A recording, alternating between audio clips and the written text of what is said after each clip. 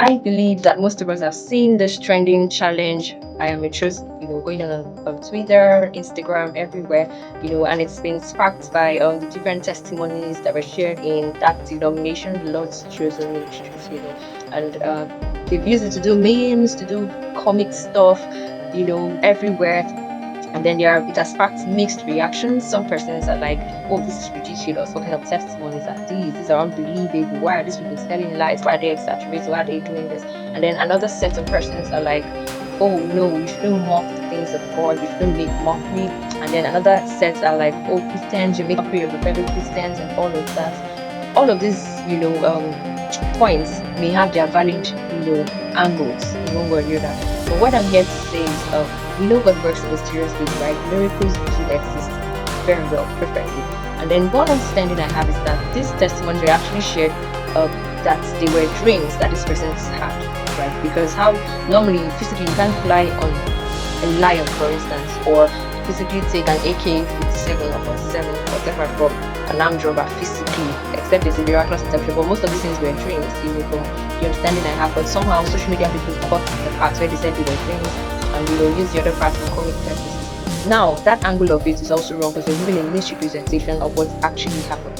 This is my view. I believe that the church has to come to a point where what we celebrate is excellence. Yes.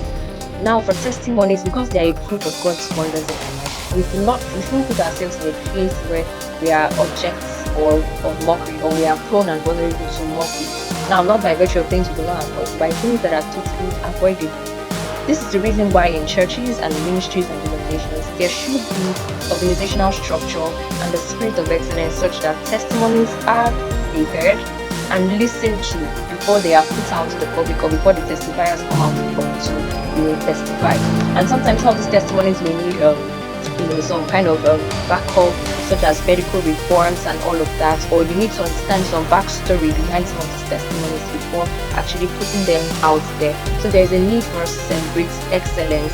Let's ensure that the testimonies coming out are testimonies that are well presented the way they happened, and that the narrative is as clear as possible.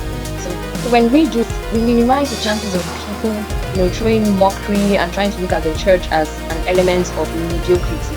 God is an excellent God. God is an intelligent God. God is all-knowing. He's the all-wise God. And the reason we are made in His image is so that we have a part of His, features, His characteristics, which excellence is a part of it, right? So we need to do our part as a church, as a body of Christ, universally now, not talking about a particular denomination, to ensure that our structures, our systems, and things we do help, ensure that people understand the miraculous things that we say, the way we said them. Yes, they may not get the mystery behind how God did it, because of course that's why it's a miracle, right? But anything that will put the church at risk of being mocked, when it's something we can avoid, something we should cautiously avoid and guard against. This is the same reason why, the same reason the lawyer who testified at Sudan and couldn't express herself in English. People came over like, the pastor was harsh and all of that, because he knows that these kind of things would fly in social media negatively, and people say, oh, look at what the church is promoting. The lawyer who's coming to testify and not speaking English and then express herself. How would she defend in the law court and all of this?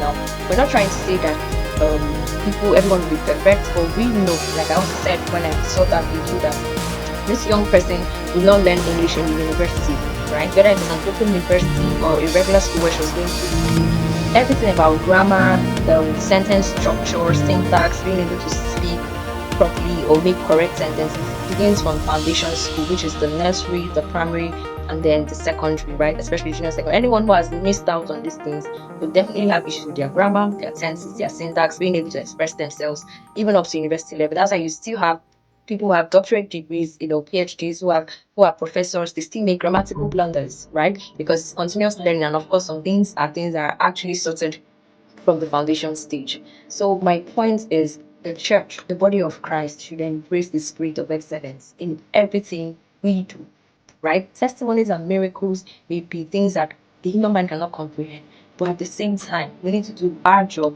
to ensure excellence in everything we do. So I hope this blesses our hearts, and we can share this video and have deeper understanding in this without any bias. God bless you.